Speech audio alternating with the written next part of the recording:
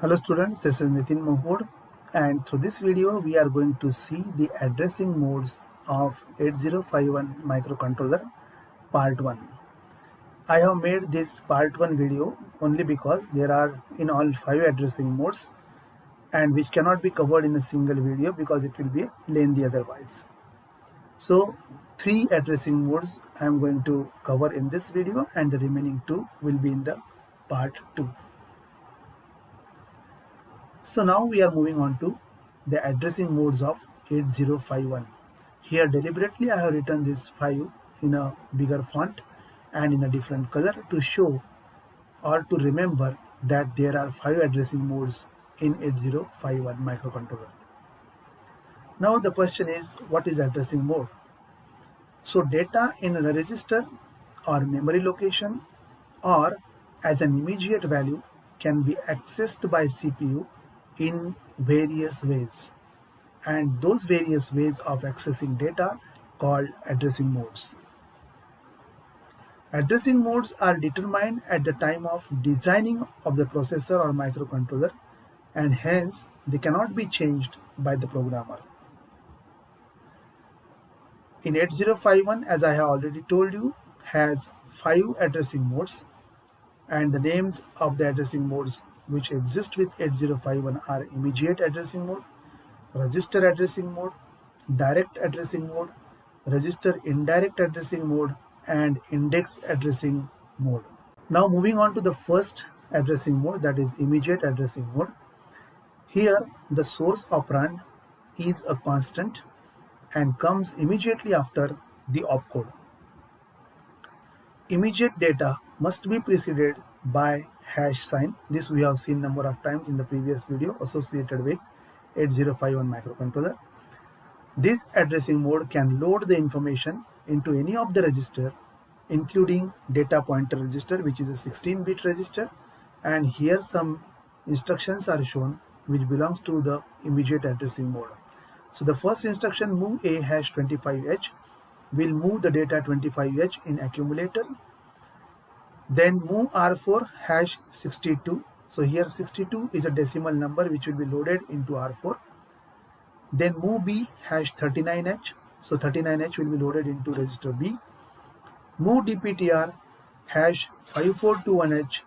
Here this 5421h data will be moved to the data pointer register. DPTR can be accessed as two 8-bit registers which are of 8-bit each.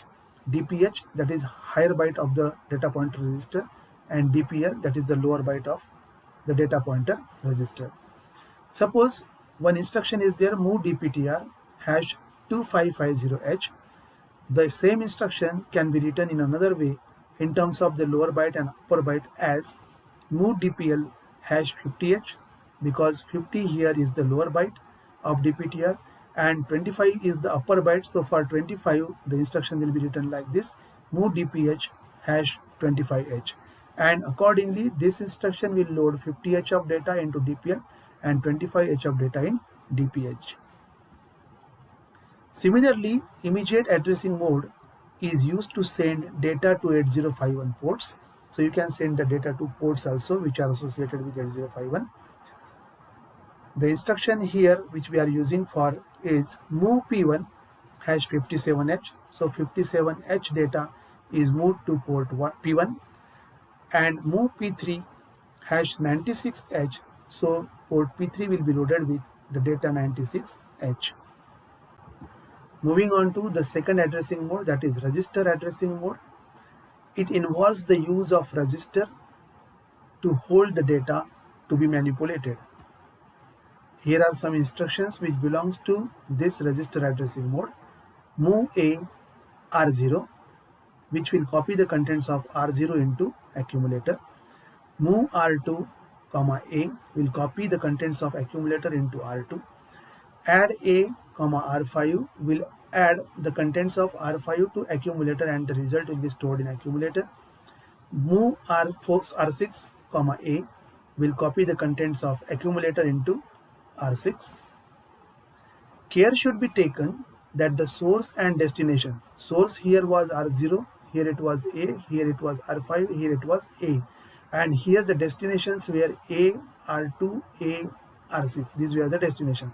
So the care should be taken that the source and destination must match the size. If this is 8-bit, this has to be 8-bit.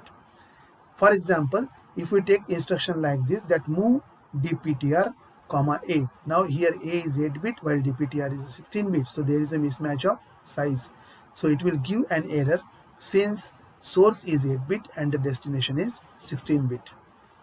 Movement of data between R and registers is not allowed. If you take any instruction like this, move R4, R7, it will be treated as invalid. Then moving on to the third addressing mode, that is direct addressing mode.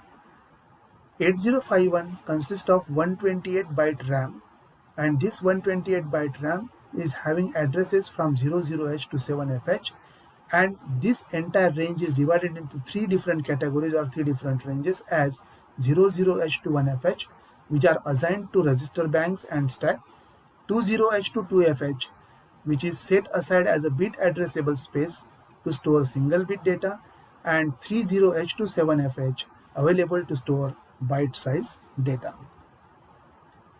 Though all 128-byte of RAM can be accessed using direct addressing mode, generally the RAM location 30H to 7FH are used to access them. Here the address of data in RAM location is a part of the instruction. So we will see some instructions here.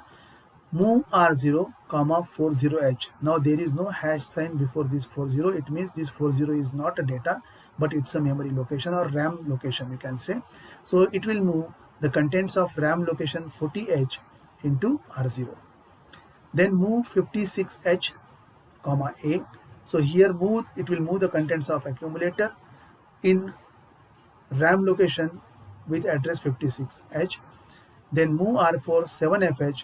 It will move the contents of RAM location 7FH in R4. Now we will take one example. RAM location 0 to 7 are allocated to bank 0 registers as R0 to R7. These registers can be accessed in 2 ways. So how it is done?